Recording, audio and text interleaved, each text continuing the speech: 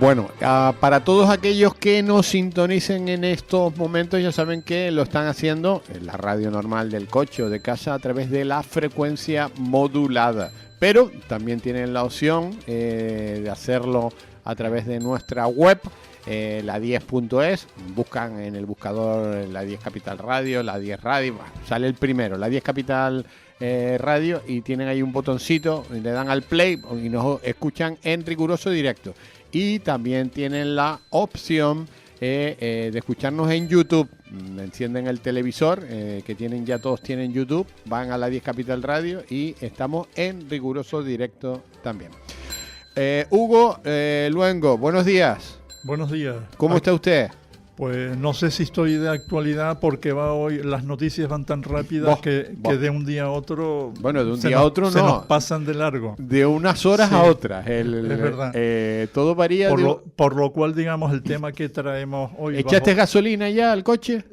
No, ya lo había hecho hace 2 días, pero Sí. bueno, ahí también estamos sujetos a lo que estamos sujetos ante una incertidumbre total, claro. Ya. Y bueno, y eso nos debe de preocupar a todos, claro. Bueno, hoy es ejemplaridad, ¿no? Hombre, apelar a la ejemplaridad en los tiempos que corremos es un poco difícil, pero yo lo voy en el ejercicio de este artículo, lo he aplicado precisamente a la monarquía española. Ya. Y eso porque en estos días pasados, aunque todo, como decimos, va tan rápido, se produjo la desclasificación de los papeles del 23F, que por lo menos los que vivimos en aquella época, lo tuvimos perfectamente claro. Y bueno, los papeles que se han puesto a la luz, alguno más quedará por ahí, realmente en lo que es el fondo de la cuestión no aporta nada cuando parecía que los papeles se desclasificaban, digamos, en un acto de Sánchez huyendo hacia adelante. No sabemos si en una maniobra más precisamente para ir contra la monarquía parlamentaria, que es un ejercicio que sin ejemplaridad nos aplica casi diariamente. Y bueno, como consecuencia de ella quedó perfectamente claro el papel de Juan Carlos I, hoy en un hotel de Abu Dhabi sin poderse mover, donde el golpe de Tejero Armada fue una maniobra del año 81, donde al final quedó en nada, y donde realmente, digamos, en cualquiera de las circunstancias ese golpe socialmente era imposible, porque ya las clases medias españolas se habían situado en una postura respecto de la cual ningún golpe hubiese tenido posibilidad de prosperar más allá, digamos, del gesto que se hizo en aquel momento, y que obviamente Juan Carlos I estuvo a la altura para, digamos, dejarlo sin efecto.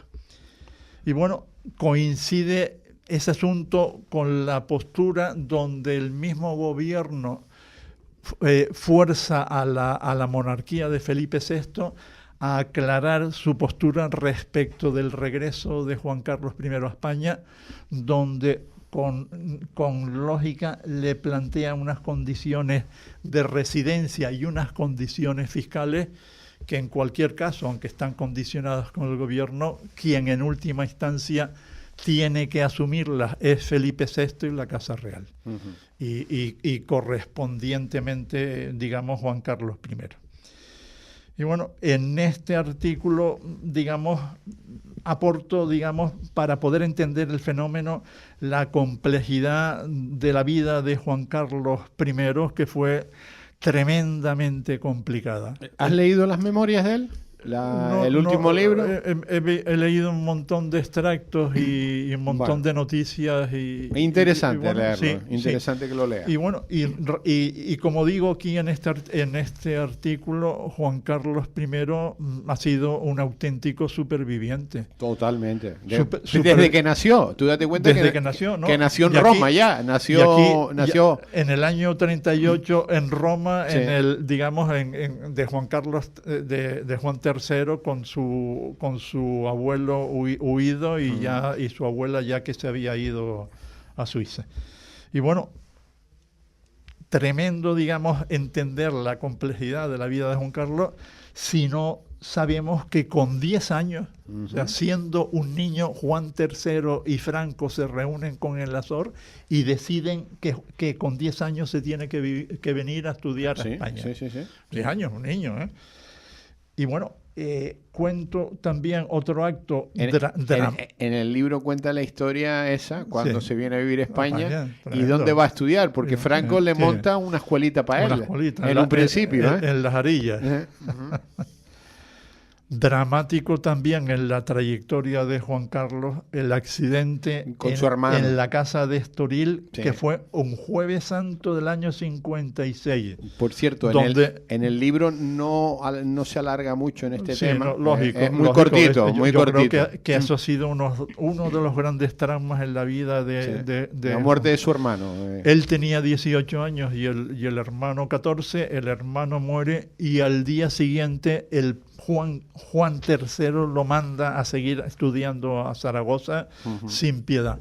En ese sentido, digamos, Juan Carlos ha sido una persona que se ha tenido que desprender del contenido de sus relaciones, del componente, digamos, sentimental, afectivo, porque desde que tenía 10 años ha estado, digamos, en esa tesitura. Y tú te das cuenta de que después hay un componente tremendo, ¿no? La enemistad entre su padre y Franco, o sea, y él en medio. Sí, pero entre los dos se encarga de que él tome sus decisiones con 10 años, donde es imposible que pueda asumirlo.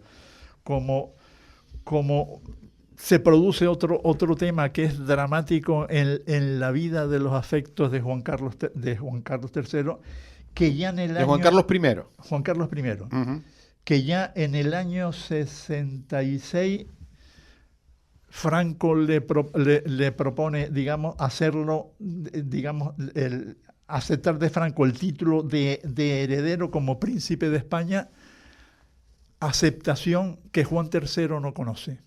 Y Juan III lo manda a que se presente. Es que su padre siempre creyó que el sucesor de Franco iba a ser él, pero Franco no quiso nunca. Jamás quiso que lo fuese él, y precisamente ya desde el año me parece que 66 había aceptado de Franco el título heredero, cosa que no sabía su padre. No se lo dijo su padre. O sea, que en ese momento ya Juan Carlos se vio enfrentado a su realidad de príncipe heredero y fue, digamos... Es que tú date cuenta que su padre tenía que ser el heredero, y cómo le iba a decir a su padre, mira, es que Franco no ha decidido y te ha elegido a ti, me ha elegido a mí, ¿no? Era complicado, muy complicado. Efectivamente. Y bueno, luego se casa en el año 62 con Sofía de Grecia, en un casamiento que obviamente, digamos, tenía componentes de matrimonio, de conveniencia monárquica. Eso es real. La trayectoria después de la vida con Sofía demuestra que el matrimonio fue absolutamente de conveniencia, ¿no? Y bueno, en esa tesitura también es importante, porque cuando se casa Juan Carlos, su cuñado Constantino II es rey de Grecia. Y ahí aprendió Juan Carlos una enseñanza fundamental en su vida posterior, porque tanto Constantino II como su abuelo Alfonso XIII fueron reyes de monarquías constitucionales. Craso error. Y él realmente, precisamente, y con eso enlazo también con su enseñanza del 23F, tenía muy claro desde el principio que él no tenía otra opción que hacer una monarquía parlamentaria al modelo del resto de las monarquías que tan buenos resultados han tenido en Europa. Y bueno, siguiendo, digamos, en la trayectoria de superviviente de Juan Carlos a lo largo de su vida, en el año, digamos, 75, sorteó la Marcha Verde en el Sáhara Español, que ya estaba apoyada por Estados Unidos, firmando con Franco en la cama el acuerdo tripartito del 85, donde pasaban a ser, digamos, naciones con administración Marruecos y Mauritania. En el año, como sabemos, el 20N del 75 muere Franco, pasa a ser Juan Carlos, digamos, rey de España. Y en rey, además, con todos los poderes. Con todos los poderes. Con todos los poderes. O sea, podía haber hecho ahí en ese momento lo que le hubiera dado la gana. No, sí, el reino sí, pero que sin posibilidad ninguna de permanecer en el tiempo. En ese momento, Juan Carlos tiene muy claro, como demostró, y como demostró en el 23F, que su única posibilidad de sobrevivir era a través de una monarquía parlamentaria. E inventaron una cosa tan habilidosa. Pero se podía haber convertido en un rey absolutista en ese momento, ¿eh? Bueno, al menos constitucional. Y conocía, como dije antes, la trayectoria de su abuelo Alfonso XIII y la trayectoria mucho más cercana de su cuñado Constantino II. Y en ese sentido, las elecciones será como fuese Juan Carlos, pero en ese momento Juan Carlos tiene muy clara cuáles son sus opciones y cuál es la posibilidad de que una monarquía parlamentaria sobreviva en España. Y bueno, a partir de ahí, digamos, el reinado de Juan Carlos I, que dura casi 40 años, asombrémonos, pues ha pasado por la trayectoria y la evolución de España en el mundo después de esa modélica transición, donde nos ingresó, por cierto, en la OTAN en el año 82, que ahora dicen que por lo visto hasta quieren echarnos de allí. Nos ingresó en la entonces Comunidad Económica Europea en el año 96, puso en marcha la Comunidad Iberoamericana de Naciones. En ese momento, curiosamente, siempre las relaciones de la monarquía con el mundo árabe han sido excelentes, tan excelentes como que en este momento Juan Carlos reside en Abu Dhabi, en los Emiratos Árabes Unidos. Y bueno, y desplegó una tremenda acción diplomática en toda Iberoamérica, que comento como curiosidad digamos, la postura de Juan Carlos en la 17 Cumbre Iberoamericana de Jefes de Estados en Santiago de Chile, con Zapatero en el 2007, que nos acordaremos cuando llamó a callar a Chávez con el cállate ya. ¿Por qué no te callas? No, ¿por qué no te callas? Sí. Inaudito, todos nos acordamos eso, porque además, curiosamente, Chávez, rara cosa, le hizo caso al jefe de Estado de España, Juan Carlos I, entonces. Y bueno, y aquí cuento, digamos, lo que yo creo que es una lectura generalizada y es la causa por la cual Juan Carlos I se ha quedado, digamos, desgajado del afecto de buena parte de la ciudadanía española, que es valorar lo que bajo el título, digamos, llamaba ejemplaridad. La ejemplaridad de un rey no puede ser la ejemplaridad de un ciudadano cualquiera, por cuanto la Constitución en el artículo 56.3 señala que la persona del rey es inviolable y no está sujeto a responsabilidad. Obviamente, ese estatus solo es posible cuando esa inviolabilidad y la carencia de responsabilidad va sostenida por una situación de ejemplaridad. Es obviamente, y esa ejemplaridad en las democracias liberales de opinión pública, al final quien la dimensiona es el pueblo. Y desde luego los comportamientos sexuales, familiares y económicos de Juan Carlos lo han alejado bastante de lo que sería una situación de ejemplaridad deseable para un rey, que todo hay que decirlo, el rey carece como compensación de ese estatus singular, carece de vida privada. Nos guste o no nos guste, los reyes no tienen vida privada. De todas maneras hay que decir que en estos momentos no hay ningún tipo de causa, ni proceso, ni nacional, ni internacional contra Juan Carlos I. No hay, precisamente porque, digamos, el sobreseimiento de su situación fue, digamos, estuvo sostenida en su momento con el principio, con el artículo 53.3 de la Carta Magna. Pero que no tiene ninguna causa, no, porque mira que se iniciaron causas nacionales e internacionales, ninguna llegó a nada, ninguna de las causas. Yo de todas maneras hago aquí ahora una reflexión valorando cuál es la situación, digamos, los componentes de la situación de Juan Carlos I que dificultan su retorno a España.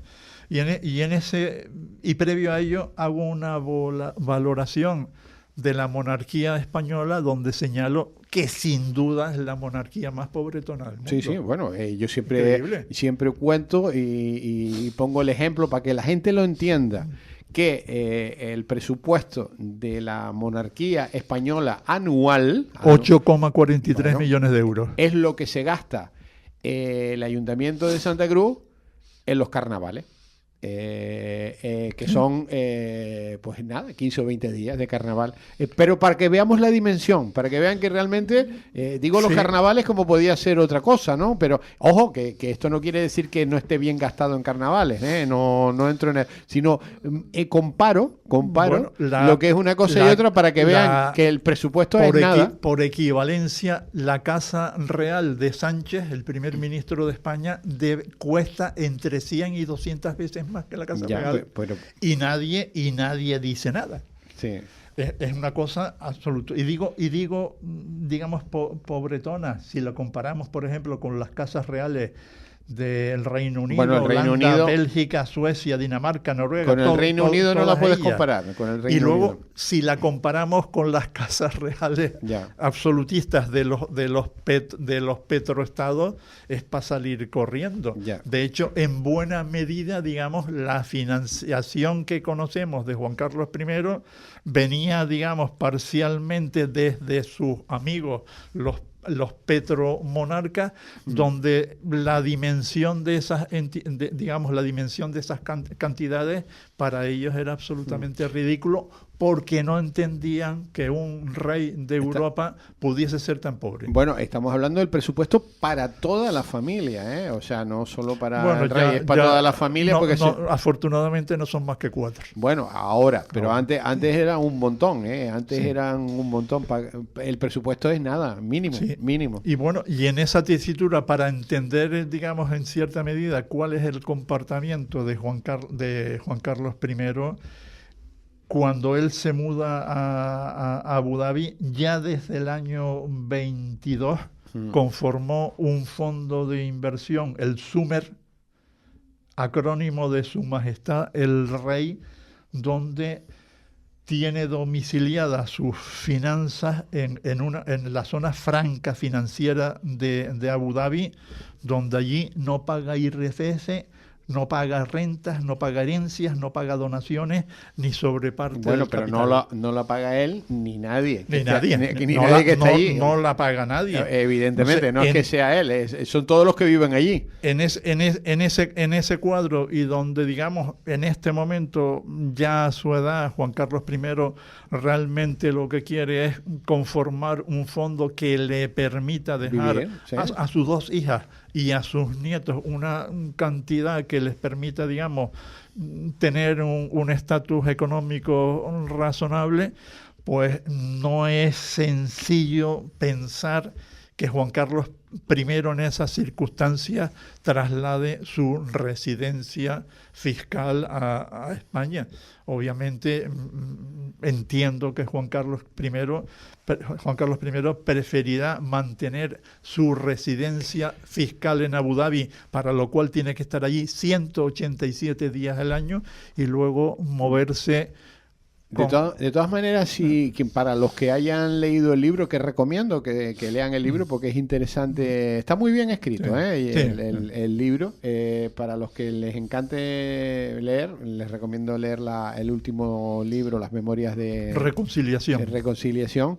Él cuenta que allí está muy solo, muy triste y bueno, que no se encuentra bien, primero porque tiene problemas de movilidad con el tema de la cadera y todo eso, ¿no? Están arreglando la casa para quitarle los escalones y se pueden mover en silla de ruedas. Y está en un hotel, claro. Sí, ahora está en un hotel porque lo sacaron de la isla donde vivía por cuestiones de seguridad, con el tema de la guerra. Pero bueno, él quiere, en el libro expresa que quiere volver a España y yo estaría encantado. A su casa, a su cama. No, y él quiere su cama, claro. Dice, mira, es que yo, por cierto, él nunca ha tenido ninguna casa. La primera casa que tiene es esta que tienen allí en la isla en Abu Dhabi. De resto nunca ha tenido nada, porque los reyes de España no tienen propiedades, son todas de patrimonio del Estado, ¿no? Él quiere volver, y yo por mi parte estaría encantado de que volviese, ¿no?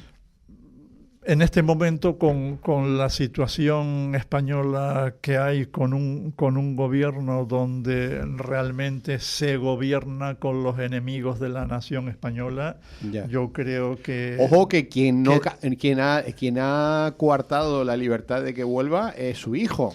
Pero su hijo reacciona ante un gobierno que le está buscando las cosquillas. Porque el gobierno ha ordenado a la Casa Real que no vuelva. Lo que pasa es que después de los papeles esto ha cambiado la situación. Que no vuelva, no. Para volver tiene dos condiciones, que es la residencia complicada y el tema financiero, que es todavía más complicado. Sí, yo no lo veo, yo no veo que sea complicado y yo creo que la situación que está él, ya de movilidad y con la edad que tiene... Entre otras cosas, él viene sistemáticamente a España a hacerse los controles médicos. Sería triste que una persona que nació por circunstancias fuera de España, concretamente en Italia, en Roma, tenga que morir en los Emiratos Árabes, ¿no? Nuestro rey romano, me temo que pocas opciones va a tener sería una vida muy triste, ¿no? Es la vida que ha tenido Juan Carlos, que como decíamos antes ha sido un superviviente, que ha tenido, digamos, que romper su componente sentimental, afectivo, para relacionarse con todos. Ya su relación con la propia monarquía es complicada, derivada de una situación política en Tiene España problemas con el hijo, imposible. De comunicación. Al final realmente se lleva con sus dos hijas y con sus nietos. Tiene problemas con su hijo, pero problemas con su hijo a través de la mujer del hijo.